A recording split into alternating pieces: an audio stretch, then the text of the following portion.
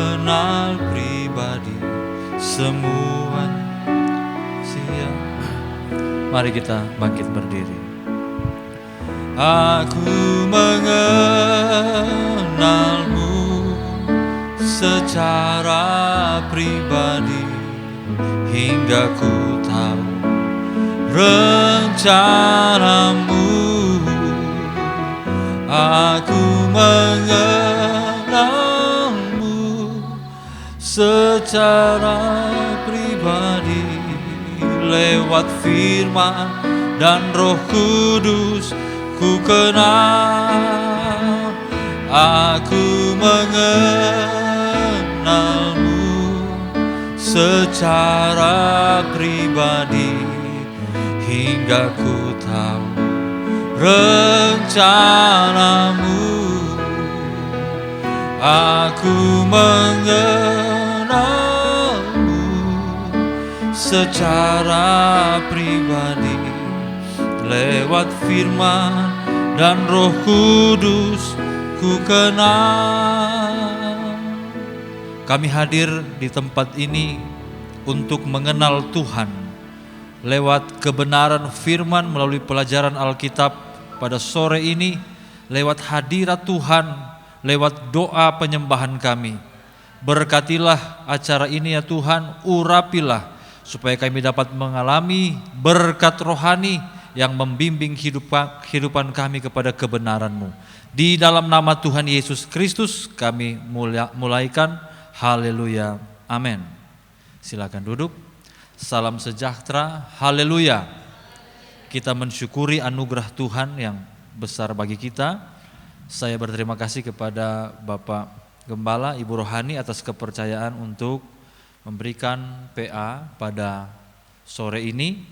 Dan saya masih ada dalam satu seri PA mengenal atau belajar dari 7 tokoh di kitab Kejadian.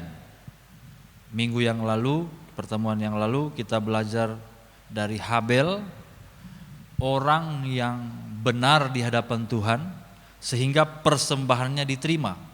Bukan persembahannya yang benar tetapi orangnya yang benar.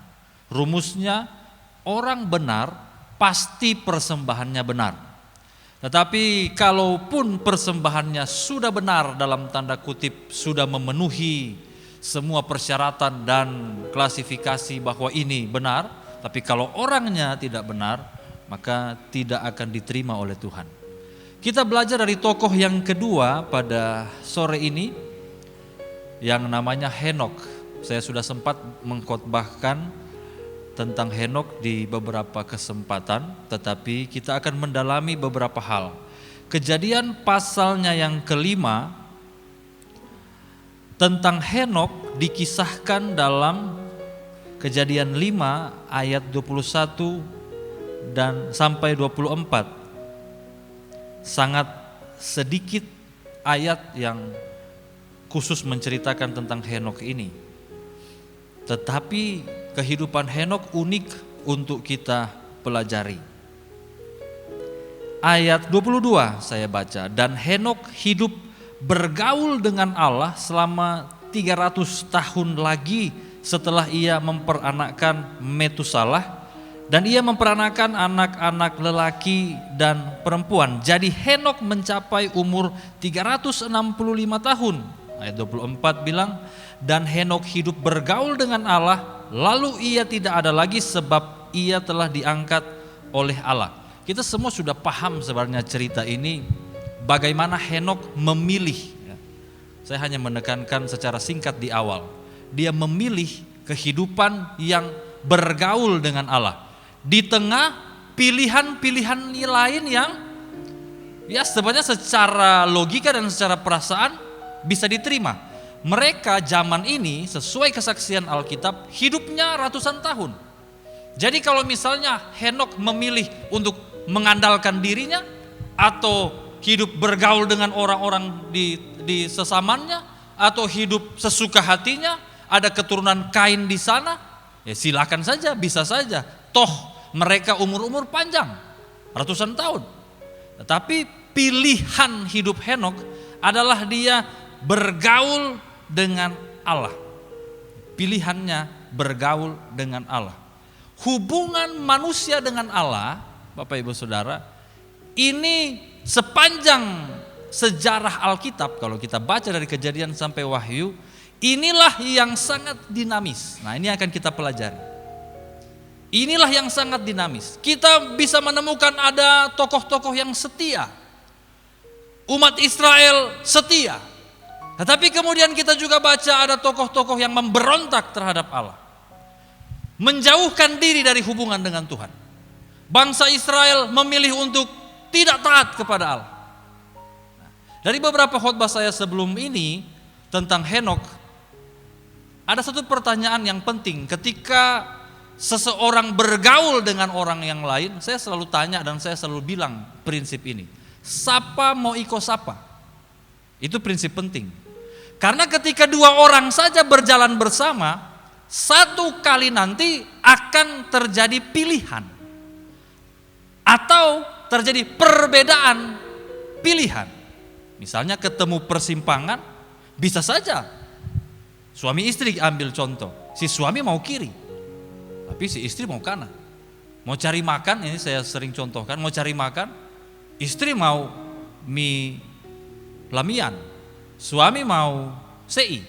Itu di mobil aja bisa, atau di motor sudah bisa ada perdebatan. Yang mana? Kita mau makan sei, kita mau makan mie. Terus berdebat, sapa iko sapa. Itu lumrah dalam pergaulan. Garis bawahi kata ini, bergaul. Namanya bergaul berarti ada satu interaksi yang dalam tanda kutip setara. Henokh punya kemauan, Allah punya kemauan. Sapa iko sapa. Kalau kita melihat dalam pembacaan yang sederhana ini, ternyata hidup bergaul dengan Allah yang benar adalah kita ikut Dia, kita ikut Allah. Haleluya. Dan firman Allah mencatat, Alkitab mencatat dari Kejadian sampai Wahyu, orang-orang yang hidup benar di hadapan Allah adalah mereka yang mengikut kehendak Tuhan. Jadi kalau bilang, oh saya dekat dengan Tuhan, saya bergaul dengan Tuhan, ya harus ikut Tuhan. Nah sekarang masalahnya kenapa sampai zaman sekarang kita masih bergumul juga dengan ini, ikut Tuhan kok sonde, ikut kehendak Tuhan atau ikut kehendak beta, ini kan masih bergumul kita. Karena ternyata dalam saya mempelajari Alkitab, minimal ada 4 jenis pergaulan manusia dengan Tuhan. 4 jenis hubungan manusia dengan Tuhan. Jenis yang pertama, hubungan yang didasari oleh aturan. Contohnya di Alkitab apa? Taurat. Di Taurat itu diatur. Oh, harus setia kepada Tuhan dalam 1, 2, 3, 4. Kalau mau beribadah harus begini, begini, begitu. Sampai sekecil-kecilnya, sampai sedetil-detilnya. Gereja punya aturan, saudara.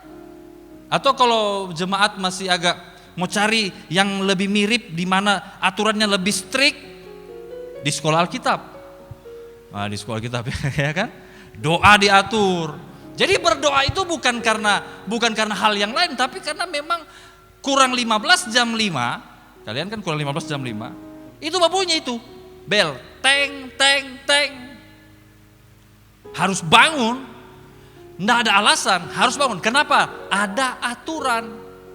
Orang Israel dengan Taurat harus begini. Kenapa dia begitu? Ya karena aturan. Bisa tidak kita membangun hubungan dengan Tuhan berdasarkan aturan?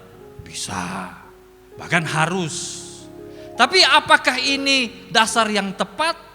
Firman Tuhan katakan ternyata tidak. Karena Taurat itu, aturan itu sebenarnya cuma pembawa, cuma guru yang membawa.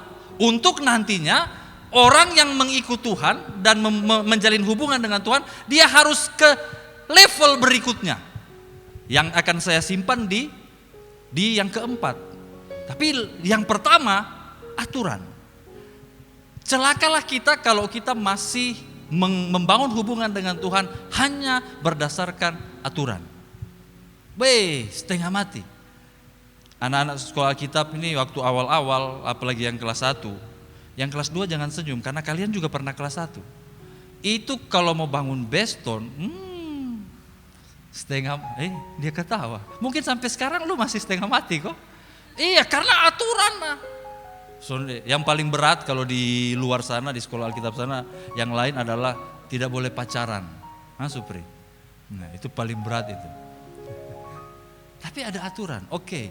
Jadi itulah, kalau kita membina hubungan hanya karena dengan atas dasar aturan, maka satu kali kelak aturan dilanggar atau satu kali kelak kita keluar dari aturan itu. Karena kelemahan kita, dan itu sudah dibuktikan oleh orang Israel. Tetapi ada alasan yang kedua. Kenapa sih kita membangun hubungan dengan Tuhan? Yang nomor 2, karena butuh. Nah, ini di sekolah Alkitab juga begitu. Biasanya ada siswa atau siswi yang kalau disuruh berdoa malas. Tapi tiba-tiba sonde disuruh berdoa. Kalau disuruh sungguh-sungguh berdoa, haleluya. Tapi tiba-tiba, haleluya. Ini ada yang lain, bukan sekedar aturan ini. Apa? Kebutuhan, gula habis. Indomie habis. Jadi mau enggak mau. Tapi begini loh, ada enggak zaman sekarang atau zaman Alkitab orang membangun hubungan dengan Tuhan berdasarkan kebutuhan? Ada, sampai sekarang. Kenapa pergi gereja? Supaya diberkati. Kenapa setia kepada Tuhan? Supaya sembuh. Kenapa berdoa? Supaya Tuhan tolong. Ada. Salah? Enggak salah. Tapi apakah ini yang terbaik? Bukan. Kenapa bukan? Karena begitu kebutuhan itu terpenuhi, alasan apa lagi yang kita punya untuk punya hubungan dengan Tuhan? Kenapa lu kemarin setia sekarang sonde? Kau yang beta doakan sudah diterima? Sudah saleh. Atau yang lebih parah lagi adalah ketika kebutuhan tidak terpenuhi, dia menjadi kecewa dan mengkhianati Tuhan. Jadi kalau alasan kebutuhan ini sangat bergantung dari faktor dari luar. Faktor di luar. Karena butuh Indomie, karena butuh pekerjaan, karena butuh sembuh, karena butuh ditolong, lalu dia menjalin hubungan dengan Tuhan. Boleh, tapi tidak sempurna. Yang ketiga, tadi aturan, lalu kebutuhan. Yang ketiga, ada faktor yang lain yang bisa mendasari. Apa? Keinginan. Nah, kalau keinginan ini dia tidak terlalu terikat dengan kebutuhan, faktor dari luar, enggak. Dia itu faktor dari diri sendiri. Ada orang kan yang hobi. Beta memang suka ibadah. Beta memang suka berdoa. Ada yang begitu. Beta memang kayaknya cocok di gereja begitu. Kayaknya kalau beta menyanyi, memuji Tuhan kayaknya pas demi pun jiwa. Ini panggilan hidup. Salah? Enggak salah. Silakan. Tapi apakah sempurna? Enggak. Kenapa? Karena kalau masalah keinginan ada problem dengan mood. Begitu kita lagi mood, lagi mau, rajin dia. Pokoknya dia pergi ibadah terus, pokoknya dia berdoa terus, pokoknya hidup sesuai firman terus. Tapi begitu mood berubah, mungkin ada sesuatu, ada keinginan yang lain, tak bongkar sudah. Itu kehidupan rohani. Jadi 3 ini, aturan, kebutuhan, dan keinginan bisa menjadi dasar, tetapi bukan dasar yang terbaik. Dasar yang paling baik adalah seperti yang dicontohkan oleh Henok. Nama Henok sendiri, saudara, artinya yang dipersembahkan. Nama Henok artinya yang didedikasikan. Perjanjian Lama kalau dia menyebut nama bukan tanpa arti, pasti ada maksud di baliknya. Yang dipersembahkan, yang didedikasikan. Saya teringat sebuah ayat, dan kiranya ini menjadi dasar hubungan kita dengan Tuhan. Dalam Yohanes pasal 15. Yohanes pasal 15.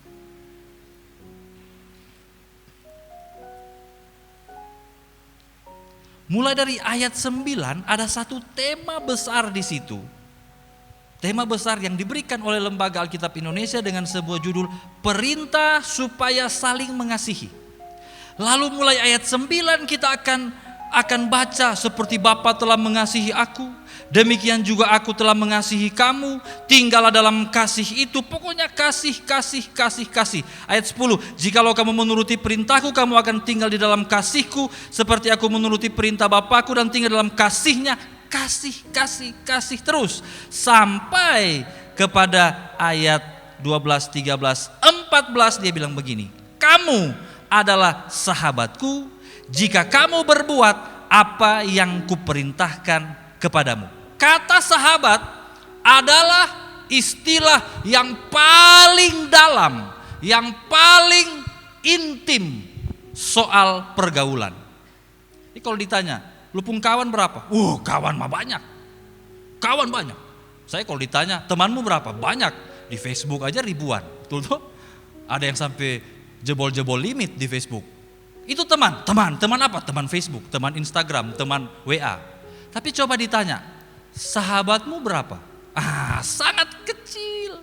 Bahkan ada satu penelitian bilang katanya orang umur 30-an, 40-an, sahabatnya ring sahabatnya itu 5-15 orang saja. Kenapa dia menjadi sangat kecil? Karena tema ini saudara, dari ayat 9. Kasih. Kita tidak akan pernah bisa menjalin hubungan yang mendalam, saling mengasihi dengan ribuan orang. Manusia tidak mampu. Hubungan yang mendalam, yang memang sangat intim, saling mengasihi, itu pasti hanya orang-orang tertentu saja. Rupanya saudara, pergaulan Henokh dengan Allah bukan berdasarkan aturan saja, bukan berdasarkan kebutuhan saja, bukan berdasarkan dia mau saja, tetapi ada kasih kepada Tuhan. Dan kasih kepada Tuhan itu berbalas, saudara. Tuhan mengasihi kita, lalu kita mengasihi Tuhan. Ini adalah dasar yang paling kokoh untuk membangun hubungan dengan Tuhan. Sampai-sampai dalam tema besar kasih ini, Yesus berkata, kamu menjadi sahabatku jika kamu berbuat apa yang kuperintahkan kepadamu. Haleluya. Kalau dasarnya kasih, kalau dasarnya cinta, maka meskipun kebutuhan ada, meskipun kebutuhan tidak ada, tetap menjalin hubungan dengan Tuhan. Katakan amin. Mau ada aturan, mau ada Bapak Gembala, atau tidak ada aturan, atau tidak ada yang mengawasi pun, karena cinta kepada Tuhan, dia tetap menjaga hidupnya sesuai dengan firman. Haleluya. Mau mood lagi bagus, atau mood lagi tergantung, lagi terganggu dengan berbagai macam masalah, karena cinta Tuhan, dia tidak akan pernah meninggalkan persekutuan dengan Tuhan. Ini kuncinya saudara. Cinta. Kasih. Dan ada satu aspek di dalam cinta, di dalam kasih ini yang hanya muncul jika ada cinta, yaitu rindu. Bapak Ibu sudah pernah merasakan rindu?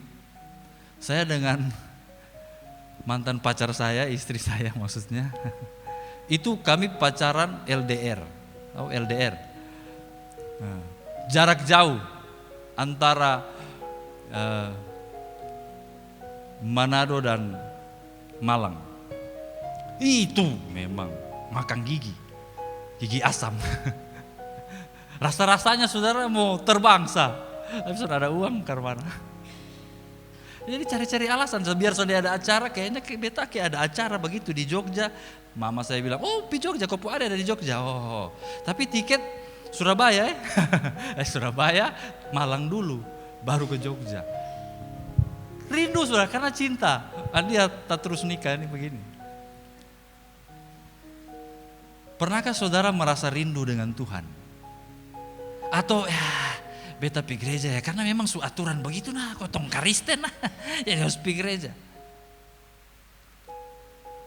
Pemazmur bilang, senang sekali aku, berbahagia rasanya ketika ku dengar ada orang berkata, mari ke rumah Tuhan. Kenapa? Karena ada rasa rindu, pengen begitu dengan hadirat Tuhan. Bagaimana membaca Alkitab ini bukan sekedar kalian ini anak-anak sekolah Alkitab ini pokoknya setiap kali beta lihat kalau lagi jam istirahat semua dengan Alkitab. Mudah-mudahan bukan hanya karena mau susun khotbah. Karena saya sering kasih tugas mereka susun khotbah. Mudah-mudahan bukan karena itu, tapi karena rindu membaca firman, karena rindu dengan Tuhan. Haleluya. Doa pagi saudara dimulai ketika memulai hari lalu berdoa. Itu dimulai dengan rasa apa? Rasa terpaksa. Pagi lah. Bapak Gembala bilang sebelum pegang yang lain, padahal besok mau cek notifikasi di handphone nih. Bapak Gembala bilang cek Alkitab dulu baca dulu. Mazmur 20 ayat 2, kiranya Tuhan menjawab engkau pada hari. Sudah, mana handphone? Mudah-mudahan bukan hanya karena itu, tapi karena memang suka, rindu, ingin ada hubungan dengan Allah. Ini dasar yang terbaik. Boleh bilang haleluya. Sehingga saudara, ketika Henokh berjalan dengan Tuhan, bergaul dengan Tuhan, ayat pasal 5 Kejadian tadi ayat 24 bilang Henokh hidup bergaul dengan Allah, lalu ia tidak ada lagi. Selalu ia tidak ada lagi. Saya pakai ilustrasi, dong lagi jalan. Biasa Tuhan datang di Henokh rumah, atau dong naik gunung, kok bisa tahu, dong mana.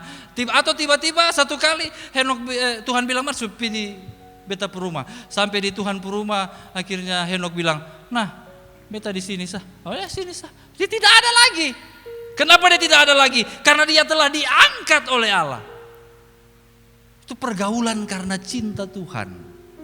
Rindu dengan Tuhan, tidak mau berpisah dengan Tuhan sampai sudah tidak ada lagi. Haleluya, haleluya. Ini dalam sekali saudara. Saya masih berjuang untuk itu. Kita sama-sama berjuang untuk itu. Jangan hanya karena aturan, jangan hanya karena kebutuhan, keinginan dan yang lain-lain, tetapi bangun dengan cinta. Sehingga ada itu lagu yang sudah cukup lama, cuma anak-anak sekolah Alkitab ini kayaknya baru belajar.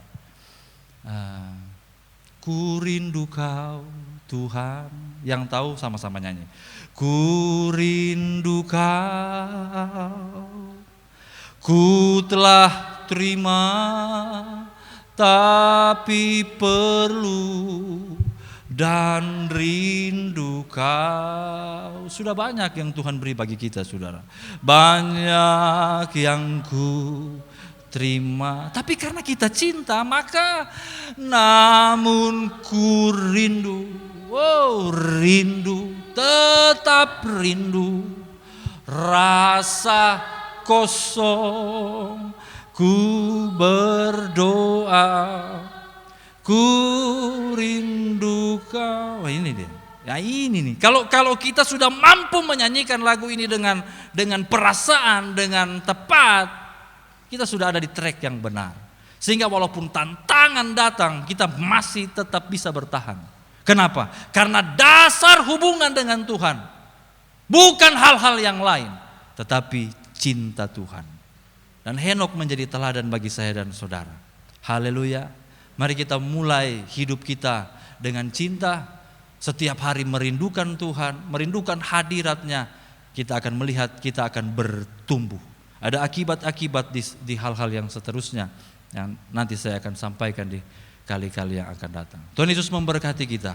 Saya kembalikan kepada Bapak Gembala.